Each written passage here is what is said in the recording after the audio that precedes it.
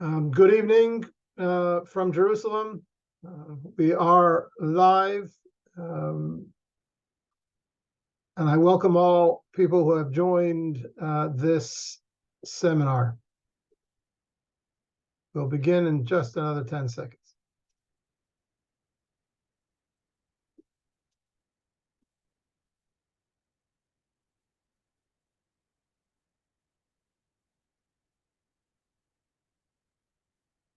Shalom and welcome to this exclusive briefing by senior fellows of the Misgav Institute for National Security and Zionist Strategy on the War Against Hamas. The Misgav Institute for National Security and Zionist Strategy is a new Jerusalem-based think tank that seeks to strengthen Israel as a Jewish, democratic, strong, secure, and thriving state through the advancement of pragmatic and realistic national security policies and grounded in the values of Zionism. Meir Ben Shabbat, a former chief of Israel's National Security Council and advisor to the Prime Minister, and former chief of the Israel Security Agency Gaza Command, is head of the Institute. Today, of course, we're focusing on the new war against Hamas that has fallen upon us. With us are two of our senior fellows, Brigadier General Yossi Kuperwasser, former head of research in IDF Military Intelligence. He'll be speaking to us about Israel's next steps against Hamas and perhaps against Hezbollah. Also addressing us today is Ofir Gendelman, a senior fellow at the Institute, who is the former spokesman of the Prime Minister and the Israel Foreign Ministry to the Arab world. Ofir will be speaking to us about what Israel must do now in the eyes of the Arab and Palestinian world. There will be an opportunity for you to pose questions to our two senior fellows at the end of their two briefings. You're welcome to forward your questions to us by posting them on the chat function in this Zoom interface. I'll conclude by thanking everyone in the Jewish and broader world who has stood with Israel in these recent days, and conclude with the prayer that you will continue to be with us as we move forward into what will undoubtedly be a long and difficult campaign ahead. So without further ado, Brigadier General Yossi Kuperwasser, we're glad to hear from you. Thank you, David, and hello to everybody. These are very difficult days here in Israel, with more and more footage coming from this terrible, brutal attack by Hamas that left 1,300 Israelis dead. And obviously, everybody in Israel understands that everything after October 7th is not going to look like what it used to be before October 7th. First and foremost, in the context of Gaza. That's everybody understands this has to change dramatically. And we are still preparing ourselves and taking the first steps in making this happen. But the commitment to change the situation in Gaza completely is clear. And the main issue at stake right now is to better define what are the goals in Gaza. And this has not yet been done. It's very clear we are talking about decisively defeating Hamas.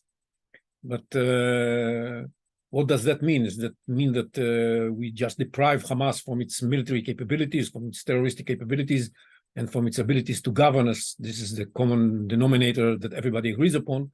Or are we going to do anything that includes also physically entering the centers of the population centers in Gaza and taking care of the last Hamas operative and bringing them to justice or to kicking them out? That's an open question here.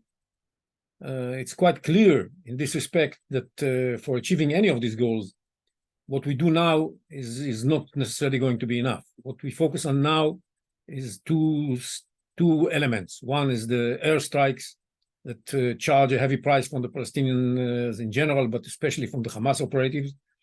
And we keep hitting their infrastructure, and we keep hitting their operatives, including some key Hamas terrorists that were hit.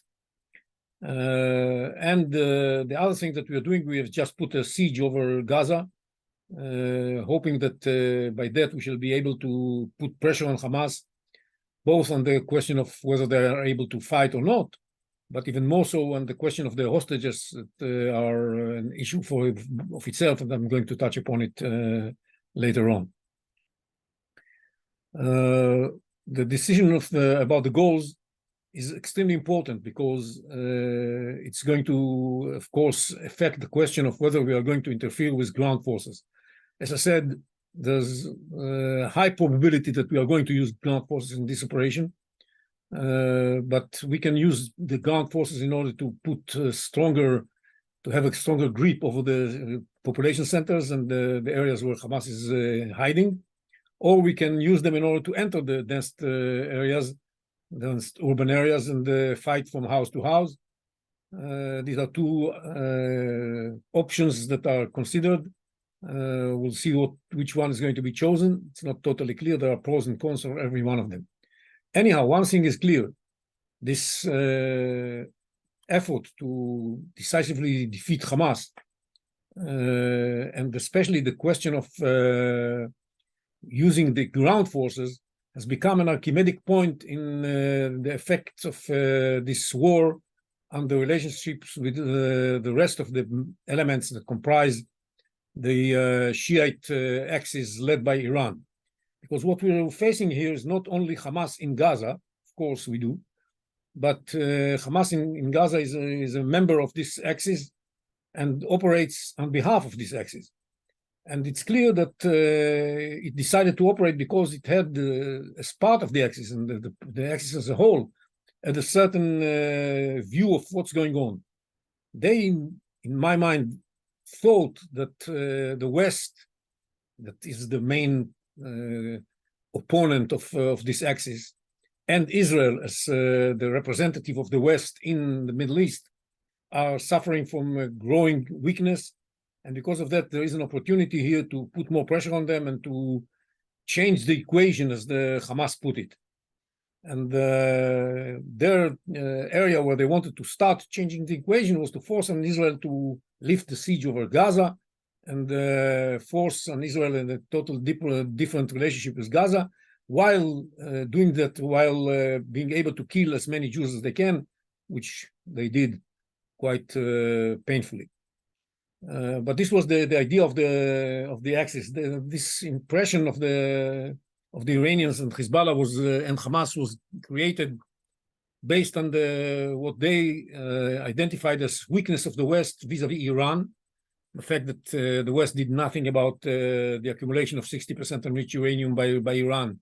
The fact that the West did nothing about the Iranian support of Russia in its war in Ukraine with the UAVs. The fact that the West was doing nothing about the progress that the Iranians are making with their ballistic missiles. The fact that the sanctions upon which is going to be lifted are going to be lifted on October 18th.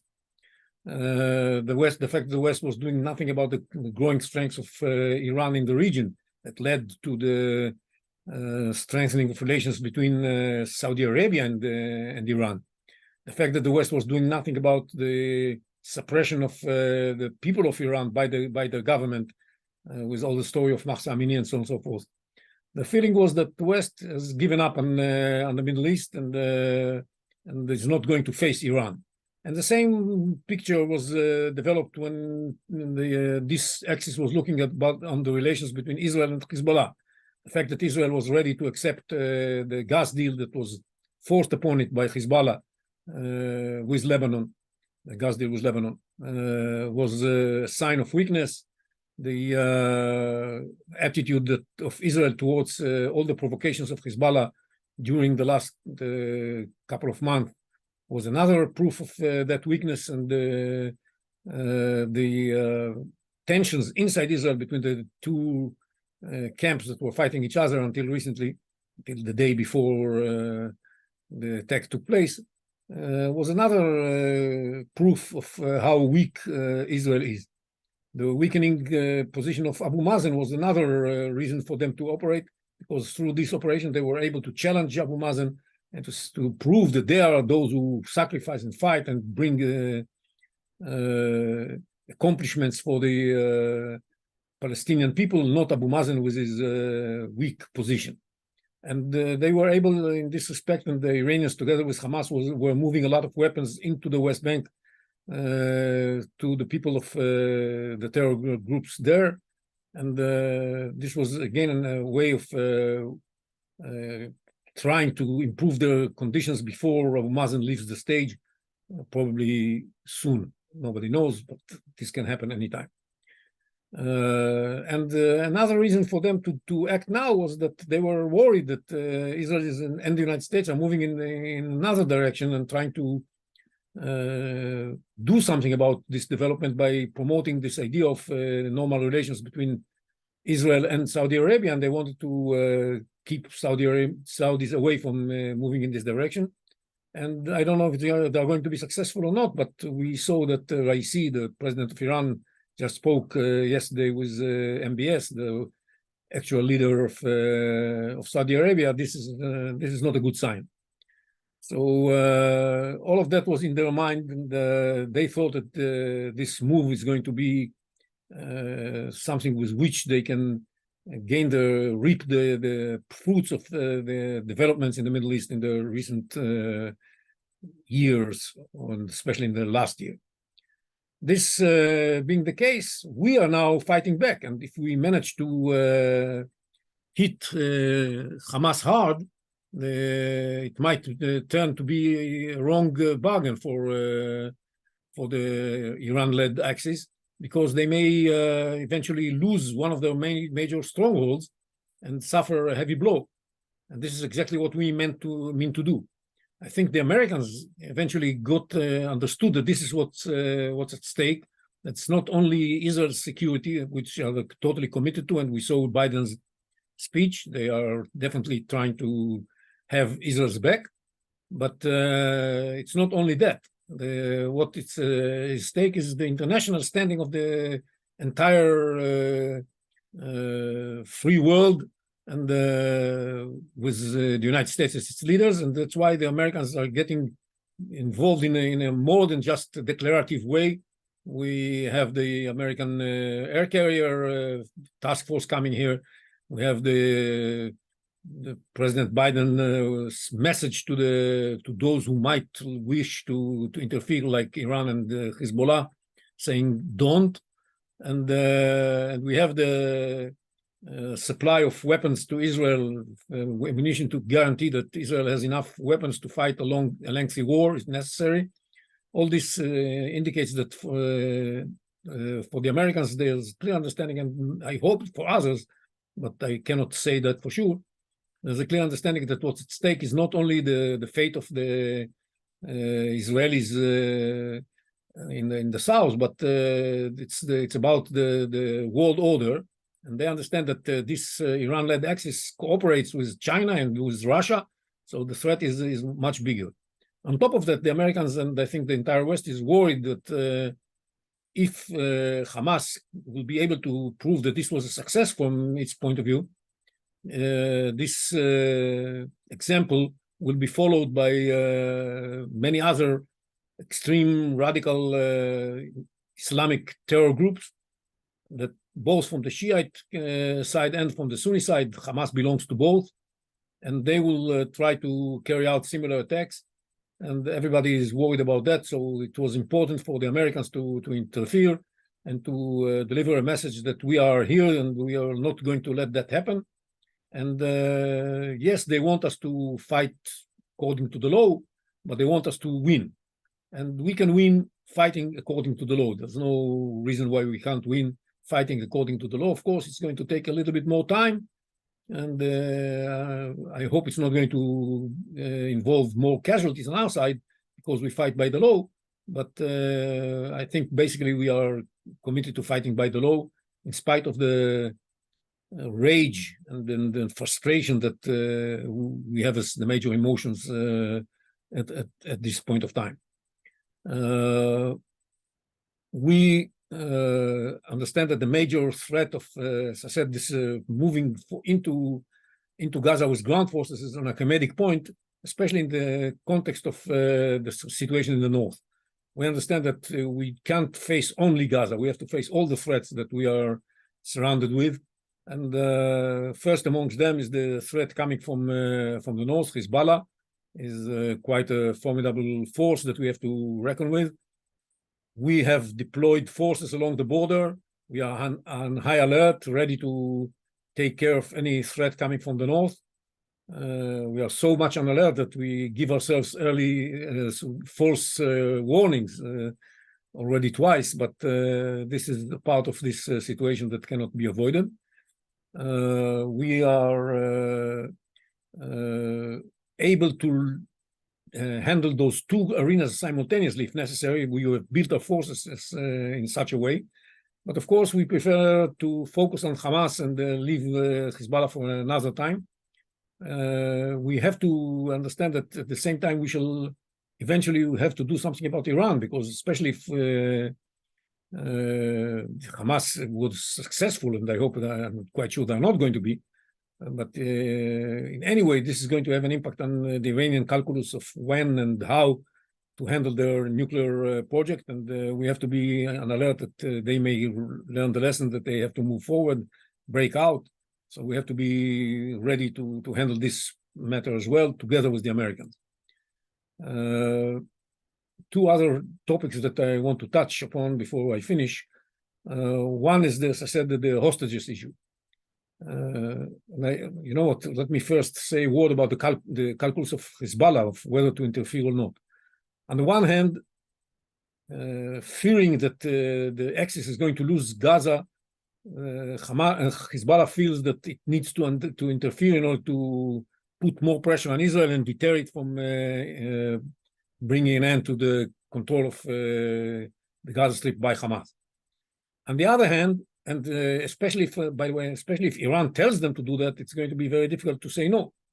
But on the other hand, Hezbollah knows that they don't have the privilege that Hamas had of catching Israel by surprise. They know that the price they're going to pay is going to be really very heavy.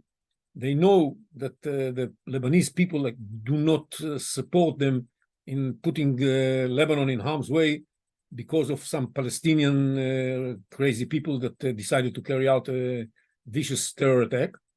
And they know that Israel has the capability to fight against them simultaneously while fighting Hamas. So they are, for the time being, they have adopted a policy that says, we'll show that we are here, we show that we support Hamas by certain activities, but will not cross a certain line that would force Israel to take severe actions against us. And that's what they have done so far. Are they going to stay there for, even if we move on the ground? I'm not at all sure, because the message from Iran can be, you got to do something more. And that's why we have to be on alert and be ready for escalation in the north. The hostages, as I said, it's an unprecedented situation. It's we all know about who are these hostages and so on and so forth. I don't have to tell you the details. It's Hamas is trying to turn this into consideration for us to deter us from attacking it and from defeating it. We really don't have any other option but to fight Hamas as if there are no hostages, and to handle the hostages issue as there is no fight with Hamas or war with Hamas. That's the only way we can handle that. And we know that we put the hostages in danger, but there's no other way to handle this situation. We cannot, just because of the hostages, allow Hamas to get away with what they did. There's no way for that. And so, with all due respect to the hostages, and we'll make any effort to release some of them even before the ground operation starts. We hope that we should be able to keep them alive until the end. What we are going to do is, with this siege, we hope that this will force Hamas to let some of them free and release the rest as time goes by. But we know that you cannot count on that, and the situation may be worse than what we are seeing now. I hope the government is going to be courageous enough in order to take the steps which are going to be impossible. These are impossible choices that are going to stand in front of us. And it's easy to say it now, but once it happens, God knows what we're going to say. The last thing is the issue of the war about the hasbara, as we call it here, the war of cognition, cognitive warfare. It's amazing to see how effective the terrorists and their supporters are in trying to distort the picture completely. But we have here an unprecedented situation where everybody understands how vicious, how Daesh-like, how Nazi-like this terror attack was. And we have to show the world, to make sure that everybody understands how unbelievably vicious and monstrous this attack was. And I think we do that. A lot of NGOs and some of the government officers are involved in doing so, and we have to do more. And everybody should know exactly what happened. This comparison of Hamas with Daesh is in place because they share the same ideology, and now they share also the same way of action. And we also saw that a flag of Daesh was in the possession of one of those terrorists that was killed. So this is something that we have to make sure that everybody understands. The Palestinians now are trying to claim, okay, but we released one of the hostages and we didn't behead the victims, which is wrong. They did do it. All of these things are matters that have to be taken into account, because this battle has to have an impact on the way we see the cognitive warfare and its impact on policy in the long run. We have to understand that in the day after, this is going to have an impact. And because we're going to have a big challenge of the day after. What's going to happen in Gaza the day after? And we have to deal with that, and we need the legitimacy and to operate the way we need to operate in this respect. And we expect, following this cognitive warfare, that all kinds of people will take some measures. It's not only about understanding who is right and who is wrong. It's also taking measures based on who is right and who is wrong. We expect the United Nations to declare Hamas a terror organization, not only the United States and not only Europe, but we expect the UN to do that. We expect the West to take steps against Iran, who celebrates the murder of Jews. I spoke with many Germans during the last few days and saying to them, how can you continue having relations with Iran, which celebrates a Nazi-like killing of Jews and points at it as an achievement? Well, you have to do something about that. Same with the rest of the EU countries. Something has to be done, and Britain. Something has to be done in this respect. It's not only seeing and saying how terrible these things are. These have to be translated into a call for action and to an action. And that is extremely important. So the war over the cognitive warfare is not just who's more supporting Israel and who's less. It has to be translated into actual terms. Very difficult situation, and I hope I touched on some of the issues that worry you and on your mind. Thank you.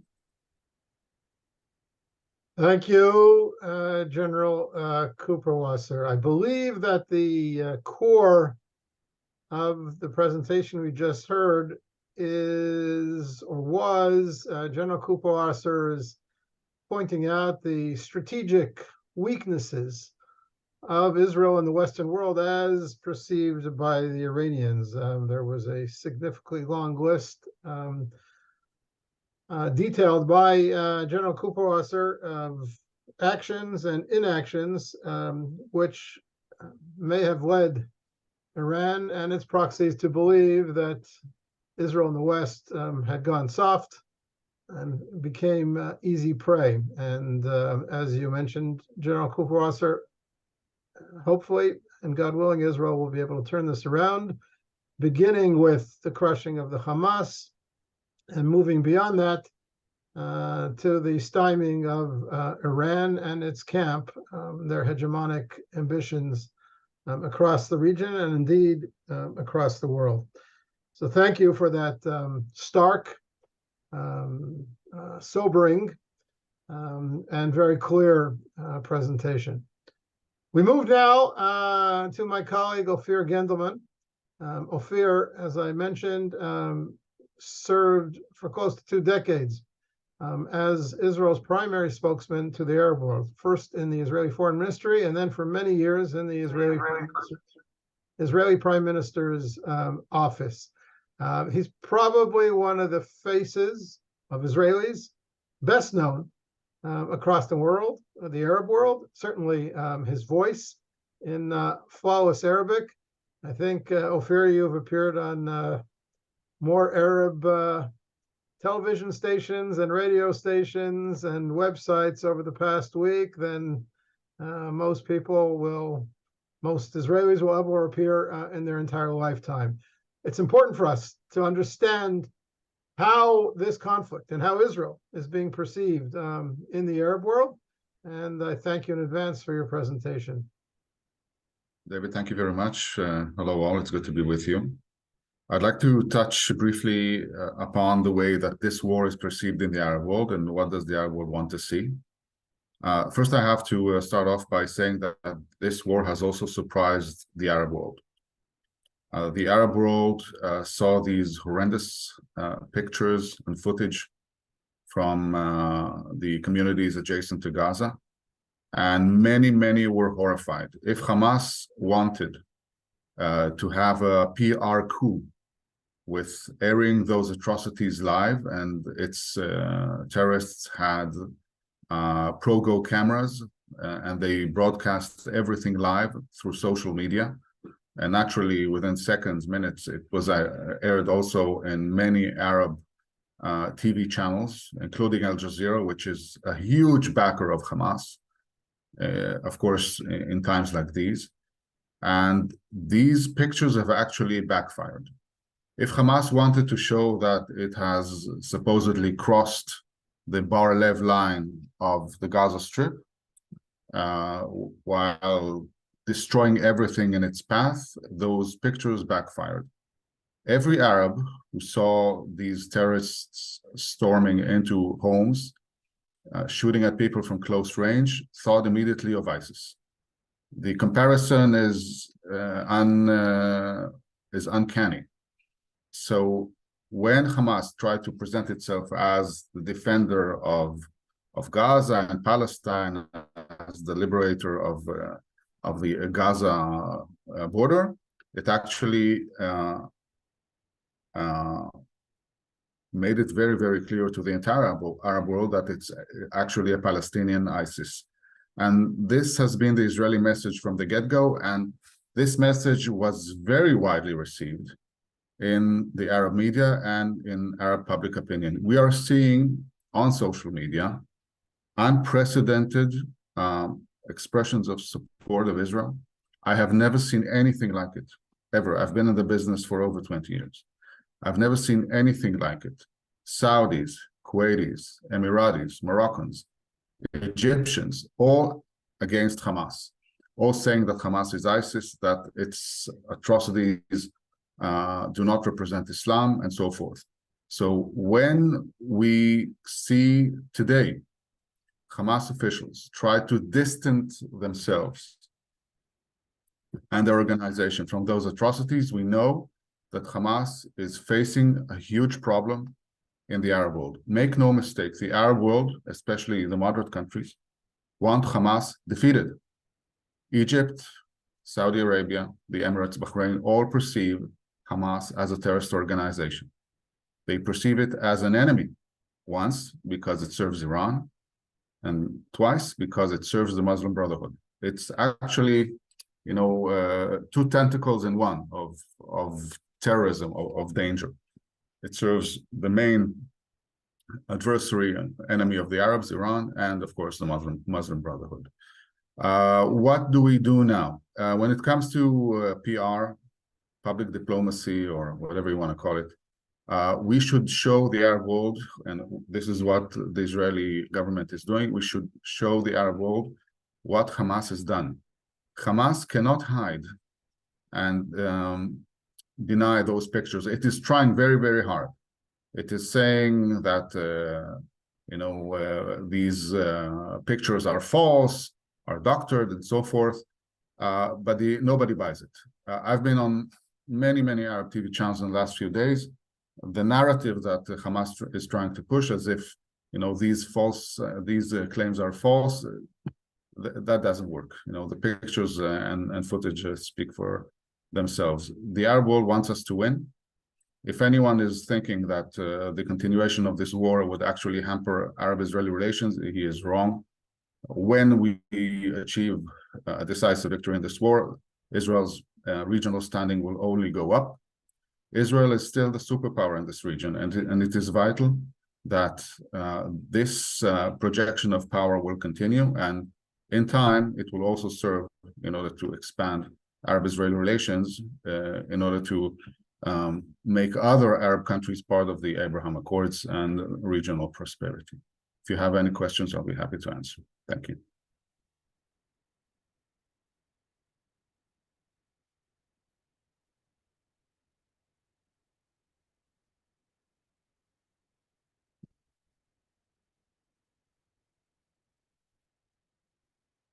David, you're on mute.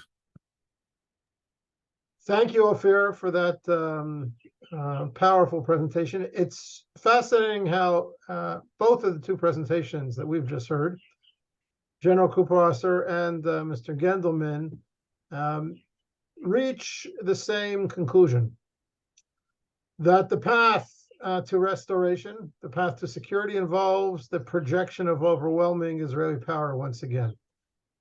When Israel transmits hesitation and weakness, Israel's enemies pounce, the enemies of the West attack. The way to fixing that is to destroy Hamas, project, show determination, project power.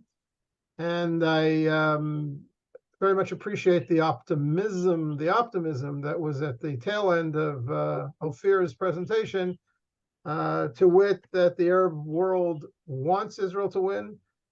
And when Israel achieves a decisive victory over Hamas, Israel's regional standing will only improve. But again, the path to doing that is by projecting power. I don't see at the moment too many questions, so I'm going to ask one of my own. And it's a difficult question because to project power effectively in the conflict with Hamas, Israel needs to do things that will be shocking, will be very shocking. It involves crushing, destroying significant parts of the Gaza Strip, killing many, many Hamas, not just leaders, but their entire military structure and infrastructure, and perhaps bringing about the dislocation of hundreds of thousands of Palestinian civilians. My question is, and I'm sure it's on the mind of everybody listening to this call, does Israel have the diplomatic wherewithal? Does it have the political maneuvering room? Does it have its own internal stamina to be able to do what I just described? Do we have the maneuvering room, not only to use our army effectively, but to use it effectively and long enough in order to get the job done? Or is the world going to shut us down, as it has done so many times before? General Kuperwasser, do you want to relate to that, please?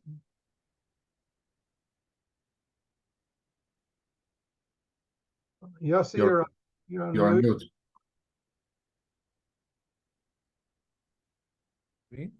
Sorry.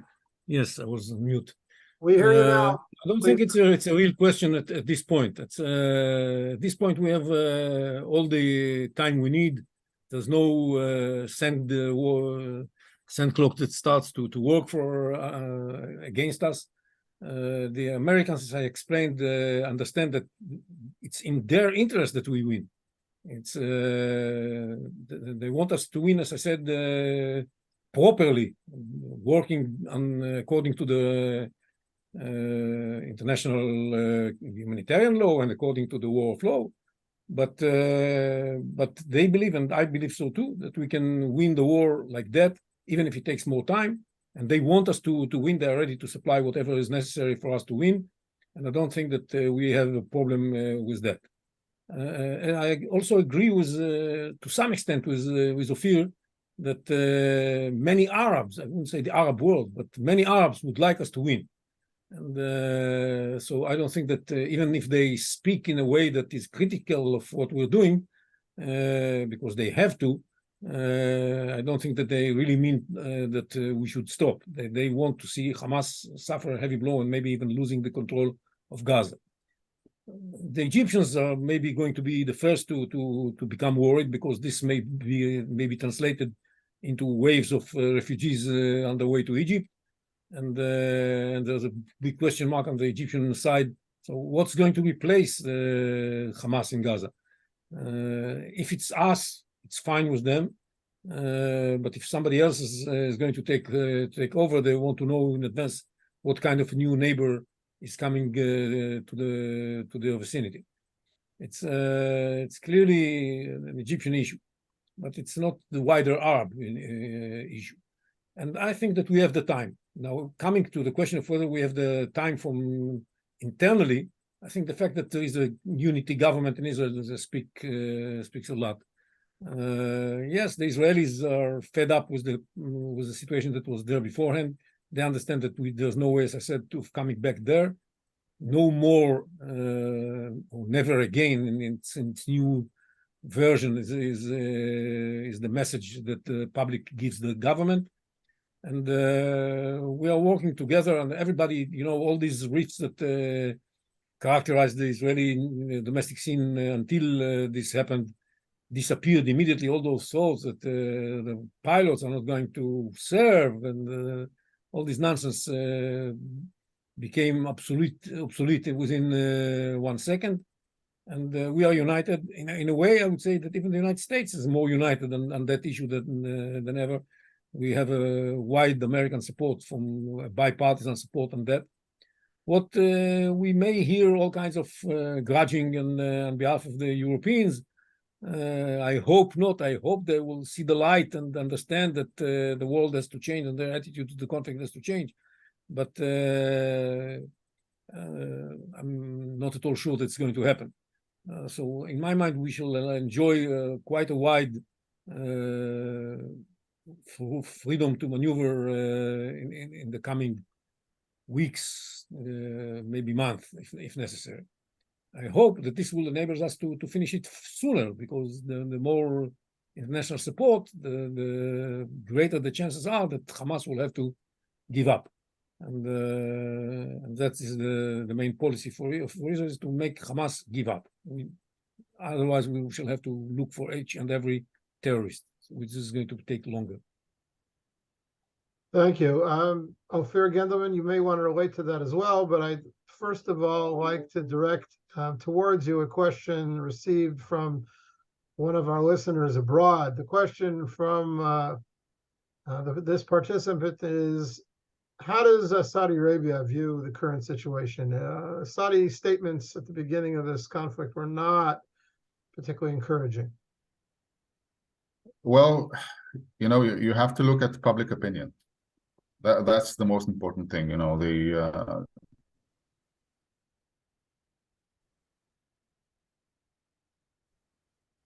government, read between the lines. And what I'm seeing on social media and on Arab media is that Saudis, or at least some Saudis, more Saudis than ever before, are standing with Israel. I've been reading Sharq al-Awsat. It's a Saudi-owned newspaper, one of the most prominent newspapers in the Arab world.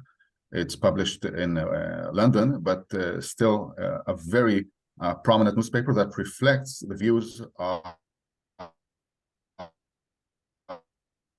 the Saudi royal family. And pieces there are absolutely critical of Hamas. Saudis on social media, absolutely critical of Hamas and supportive of Israel. Now, I'm not saying that the entire Saudi people is behind Israel, but the Arab world is no longer monolithic. No longer monolithic. And these atrocities that are ISIS-like atrocities give the shiver to every moderate Arab out there. Okay, so I think that's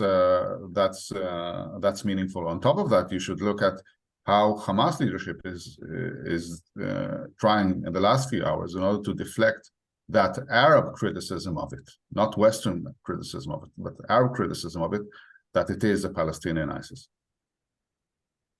Thank you. Next question from a listener abroad. I'm directing to you, General Kuperwasser. How long do you predict this war will last? Will Israeli civilian life go back to a somewhat normal routine anytime soon, despite the war? What's your best guess? Well, it's really a guess. It's you know, I have a reputation that I carry. That one of my friends reminded me that in the beginning of the Second Intifada, on the first day of the Second Intifada, I said the Second Intifada is going to last 6 years. He reminded me that I said 5, but I think I said 6. And everybody was astonished. And how can you say something like that? And eventually it took exactly 6 years. But this doesn't mean that I can really foresee exactly how long these things are going to take, especially at that time I was in office. My guess is that the heavy exchange of the heavy operation is going to take something like a month. Within a month, we shall control Gaza, in my mind. But it's not doesn't mean that we shall be able to immediately come to return to ordinary life. So we shall still have to keep some of the reservists. It's not going to be easy. It's going to be a burden on Israel for a relatively long time before we can really go to normal life back in Israel. This is my guess. And as I said, there's a possibility that I wouldn't rule out that this is going to, and this would change my calculus. If Hezbollah decides to interfere, then it's a different story. Okay, thank you. I have a slew of questions here that relate to the intelligence and military defensive failure on the Gaza border this past weekend, but I'm not going to go there. I'm not going to ask you to get into that. I want to say maybe, David, one thing about it. Okay, I don't want to analyze the failure and all of that. It's we'll wait for the end of the war. But one thing should be said: the bravery, the courage and heroism of the people that brought back the situation into where it should have been within about 24 hours, a little bit more than 24 hours, and in many places even shorter, is beyond imagination. Working from a point of total weakness, lacking any intelligence picture, lacking any preparations for such a situation, not cognitively and not operationally. It's and even though, in spite of all of that, they managed to take control of the area within a relatively short period of time, preventing Hamas from the ability to keep on going with this massacre, is something that we should appreciate extremely. And all the stories of the bravery that come out minute after minute are so amazing that you know that people with this kind of spirit are ready to and bound to win in this battle. Thank you. So as I said, I don't want to go backwards to an analysis of what went wrong. We have quite a few listeners online from the United States and Canada, and the questions I'm seeing here relate to the extent of Western support for Israel. Of course, President Biden's emotional, stirring address the other day, I view as a high point of his entire political career, and certainly stands as a clarion call moral principle from Israel's perspective.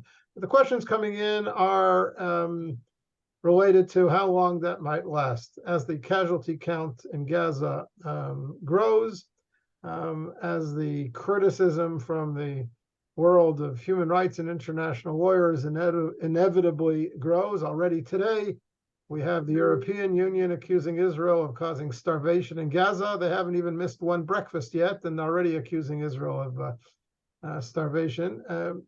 How much can Israel depend on the United States and other allies to carry it through what is obviously going to be a long effort?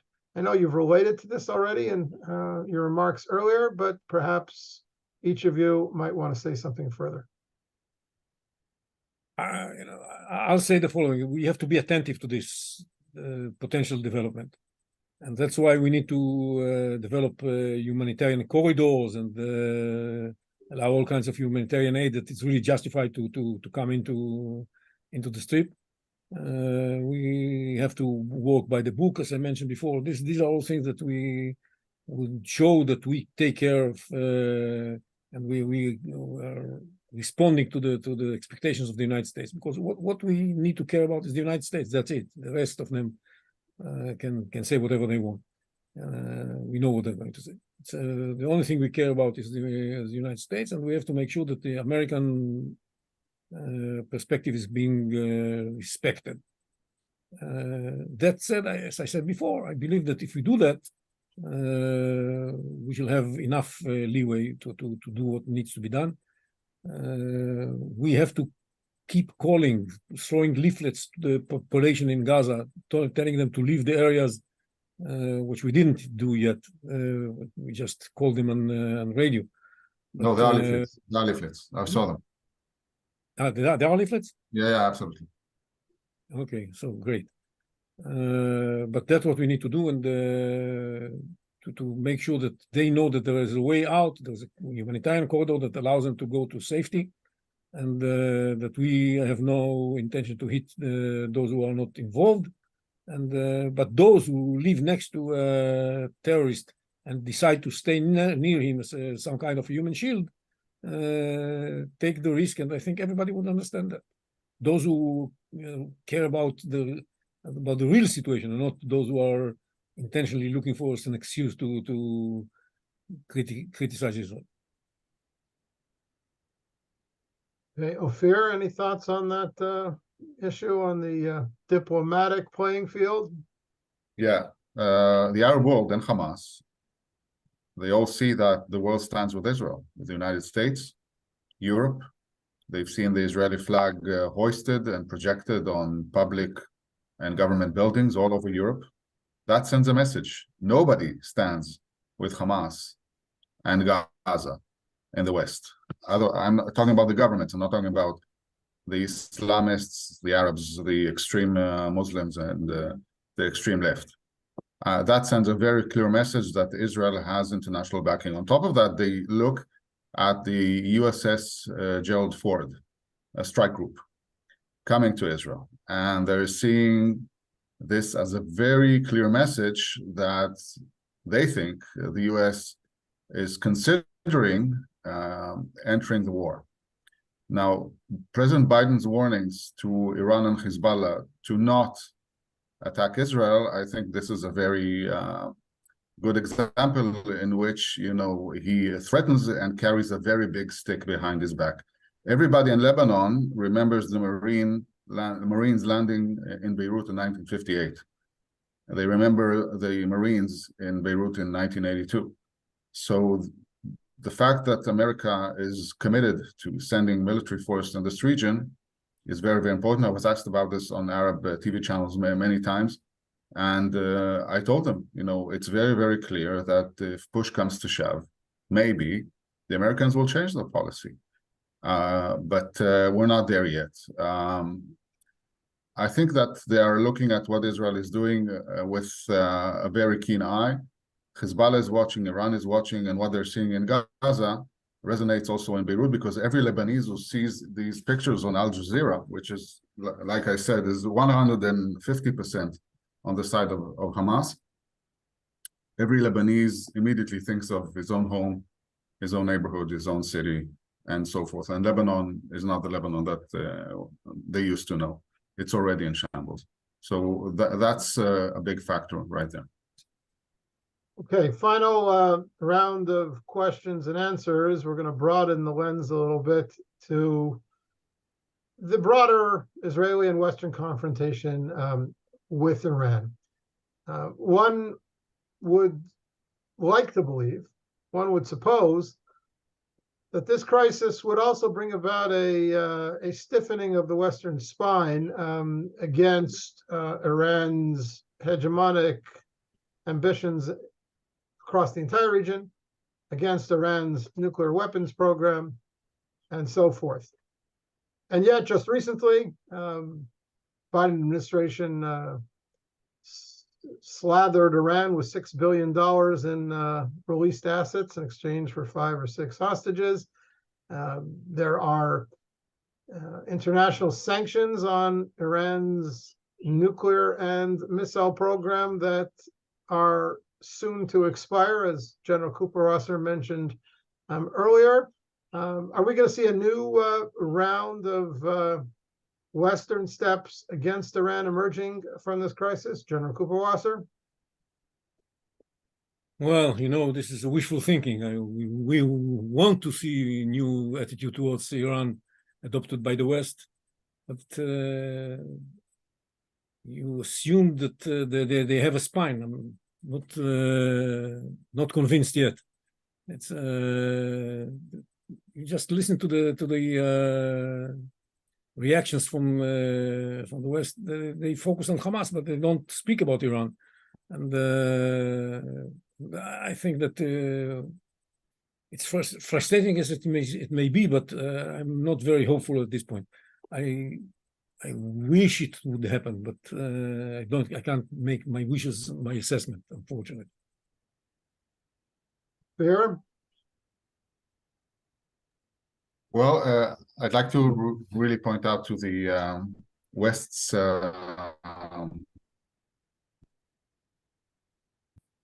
policy towards the Palestinians, finance support to the PA.